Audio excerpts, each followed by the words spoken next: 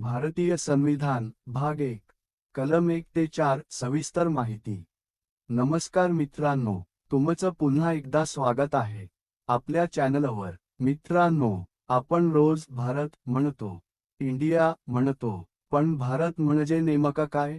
भारत कसा तयार झाला, राज्य कशी बनतात, सीमा कशा बदलतात, या सगळ्यांची उत्तरे आपल्याला मिळतात भारतीय संविधानातील भाग पहिल्यात। म्हणूनच आजच्या या व्हिडिओमध्ये आपण जाणून घेणार आहोत भारतीय संविधान भाग 1 कलम 1 ते 4 पूर्ण सविस्तर माहिती सोप्या आणि समजेल अशा भाषेत। तर व्हिडिओ शेवटपर्यंत नक्की पहा। भाग 1 भारताचा संघ द युनियन ऑफ इंडिया।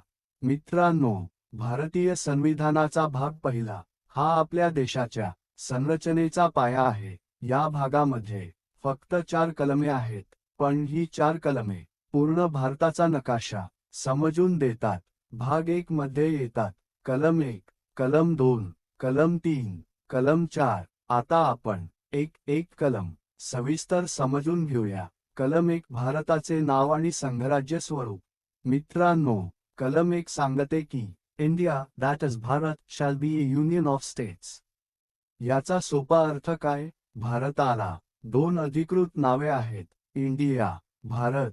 आता इथे युनियन ऑफ स्टेट्स हा शब्द खूप महत्त्वाचा आहे।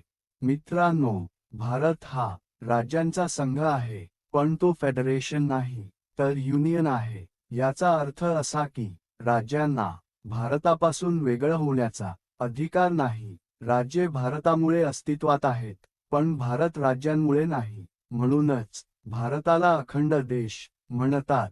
कलम 1 मध्ये भारतामधील राज्ये, केंद्रशासित प्रदेश यांचा उल्लेख आहे। म्हणजेच भारतामध्ये राज्ये आणि केंद्रशासित प्रदेश दोन्ही असतात। कलम 2 नवीन राज्यांचा समावेश।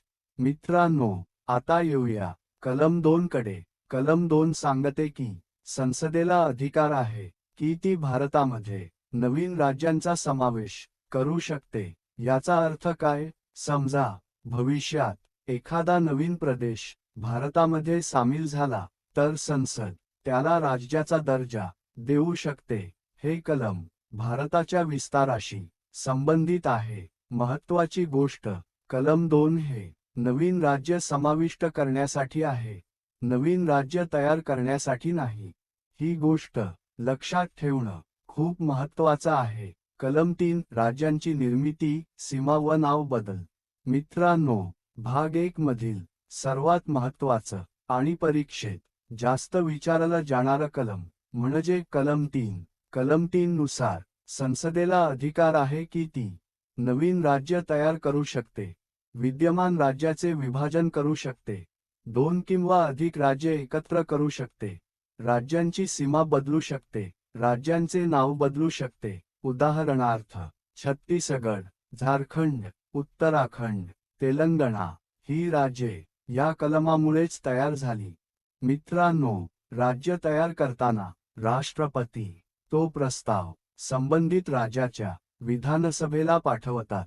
पण लक्षात ठेवा, विधानसभेचा निर्णय संसदेवर बंधनकारक नसतो, शेवटचा निर्णय संसदेचाच असतो। कलम 4 पूरक तरतुदी। आता शेवटचं पण खूप महत्त्वाचं कलम 4। कलम 4 सांगते की कलम 2 आणि 3 अंतर्गत केलेले बदल हे संविधान दुरुस्ती मानले जात नाहीत। म्हणजे काय? राज्य निर्माण, सीमा बदल, नाव बदल यासाठी आर्टिकल 368 लागू होत नाही। म्हणजेच वेगळी कठीण प्रक्रिया करावी लागत नाही। भाग 1 चे एकूण महत्त्व। मित्रांनो, भाग 1 मुळे भारताची रचना स्पष्ट होते। भारत अखंड का आहे हे कळते, राज्य कशी बनतात हे समजते, संसद किती शक्तिशाली आहे हे लक्षात येते। म्हणूनच भारतीय संविधान समजून घ्यायचं असेल तर भाग 1 सगळ्यात आधी समजून घ्यायला हवा।